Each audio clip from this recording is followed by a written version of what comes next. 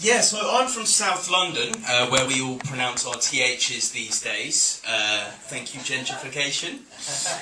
So yeah, I mean, the only beef that's going down in the ends, which is how I actually talk off stage, innit, is when Rupert finds out that the kale and wheatgrass smoothie that he ordered is not organic or gluten-free. I mean, it gets real. And what I'm trying to say is that shit has changed. Quite literally, pedigree pug poo is far more abundant on the streets of Peckham than that of the rough around the edges Staffy. That's the dog that's rough around the edges, not the poo, in case you were wondering, for some strange reason. But yeah, I mean, on the subject of dog shit, I took a megabus up to Glasgow. It was 9 hours long. And it aged me by about 5 years, nudging me right past the Glaswegian life expectancy. And I was on a night out there. So there were a group of lads that I saw, and one of them just, he nearly falls in a puddle. So, of course, he turns round, squares up to it, and shouts, "Fucking puddle!"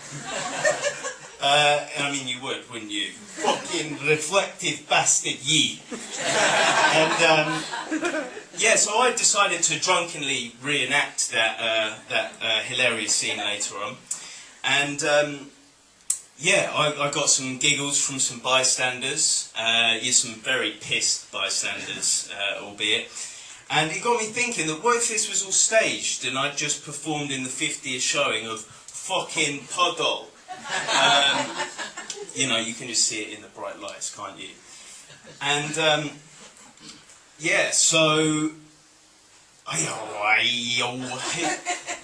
wait for it.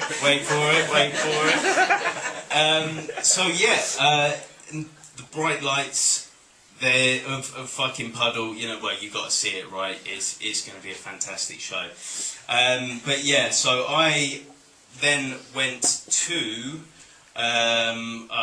God damn, okay. Reload.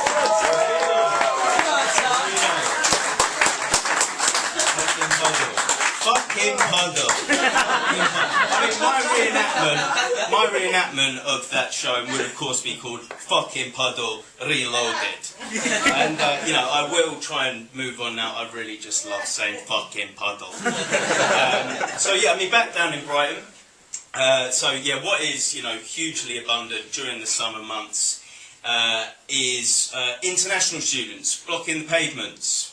I'm sure you've all had the pleasure of weaving in and out of the Ubi Villa laugh, followed by that perfectly aimed shit on your head. And seagull is one of the animals to have mugged me. It's a hard life. Being held up at knife point by a seagull is not funny. It's hilarious, isn't it? Knife in their claws. And, I've been mugged by my own species about 7 times and counting, I think. So I've definitely got the knack for it. And, I really don't know what it is.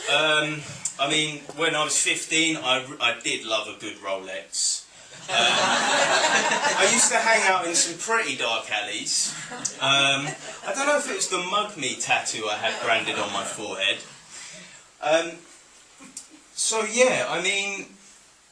What I'm trying to say is, I have been mugged a bloody lot.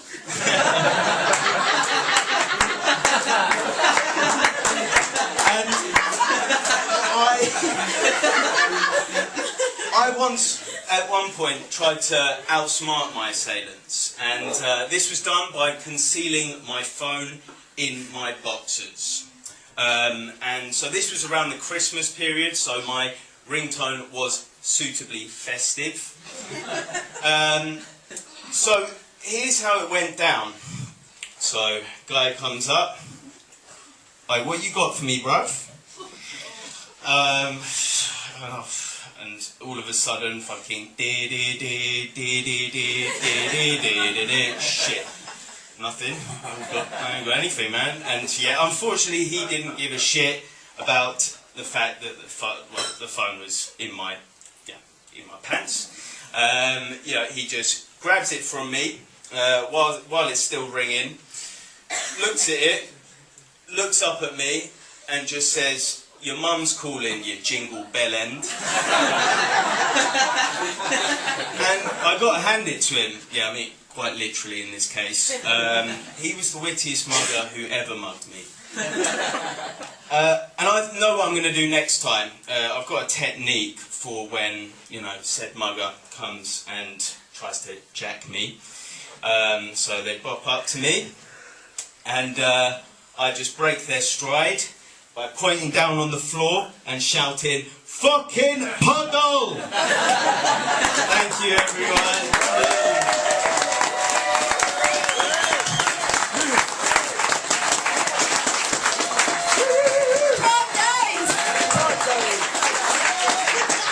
First ever performance.